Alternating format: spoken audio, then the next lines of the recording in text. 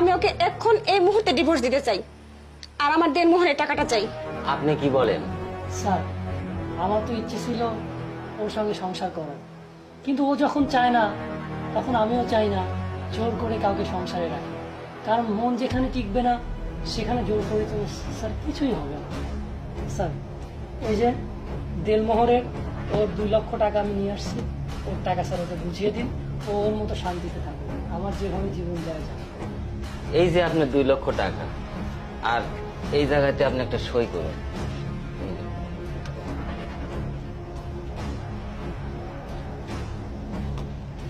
এই বেবি,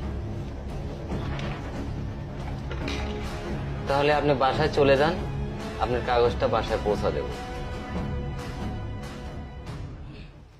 যাক মা, তুই যা করছিস ভালো করছিস। তুই শাহেদের কাছ থেকে চলে আসছিস, ভালো হয়েছে। তোকে ভালো একটা ছেলে দেখে আবার বিয়ে দিব। আপু, তুমি আসছো অনেক ভালো হয়েছে। এখন থেকে আমরা সবাই একসাথে থাকবো আর অনেক মজা করবো। আমার যে কি ভালো লাগতেছে। আমাকে 1 লক্ষ টাকা দিবা, আমি একটা বাইক কিনবো। আরে তুই তো আমার আদরের ছোট ভাই, তোকে দিব না তো আর কাকে দিব? এই নে 1 লক্ষ টাকা, তুই একটা বাইক কিনে নিস। ঠিক আছে আপু, তাহলে আমি এখন যাই। আচ্ছা ঠিক আছে, যা।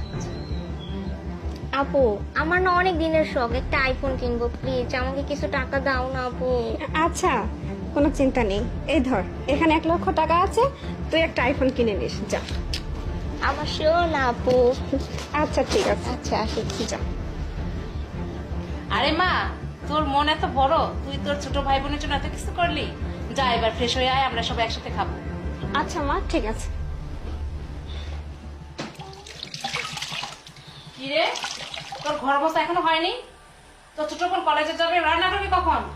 আচ্ছা মা দাঁড়াও, আমার মোছাটা প্রায় হয়ে গেছে, আর আমার শরীরটা আজকে একদম ভালো লাগছে না।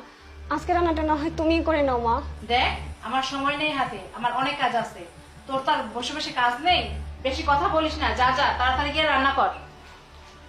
আরে বোন, তুই কি কলেজে যাচ্ছিস? হ্যাঁ, কলেজে যাচ্ছি। একটা কথাও বলবা না তুমি আমার সাথে। তোমার তো ডিভোর্স হয়ে গেছে আর আমাদের এখানে এসে বসে রইছো। তোমার জন্য আমি এলাকায় মুখ দেখাইতে পারতেছি না, আর আমার বিয়েও হইতেছে না তোমার জন্য। মানুষ বলে তোর বড় বোন ডিভোর্সি, এর জন্য তো আমার বিয়েই হয় না। তুমি তো একটা অপয়া, তোমার মুখটা দেখতে আমার ঘৃণাও লাগে। কিরে ভাই, তুই কোথায় যাচ্ছিস? আমি যেখানে ইচ্ছা সেখানে যাবো, তোমার কি তাতে? আর তোমার মতন বোন থাকার সাথে না থাকাই ভালো। মরে যেতে পারো না তুমি? তোমার জন্য আমার জিএফ থাকে না, চলে যায়। সে কি বলে জানো? বলে যে তোমার বোন, বড় বোন ডিভোর্স হয়ে ঘরে বসে থাকে। আমি কি করে যাবো ওই ঘরেতে? আর শোন, তোর জন্য আমি বাইরে কারোর সামনে মুখ দিতে পারি না।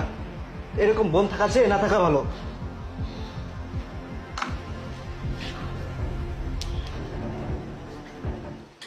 হায়রে কপাল আমার, যে ভাই বোনদের জন্য আমি এত কিছু করলাম, ভাইকে একটা বাইক কিনে দিলাম, বোনকে আইফোন কিনে দিলাম, আজকে তারা আমাকে দেখতে পাচ্ছে না।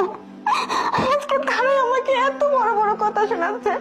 হায় আল্লাহ, কি দিন দেখালে তুমি আমাকে। তোমাদের কাছে ভালো ছিলাম, আর যাই হোক, ও তো আমাকে এত কিছু শোনায়নি। ওকেই বরঞ্চ আমি কত দূর ছাই করেছি। না,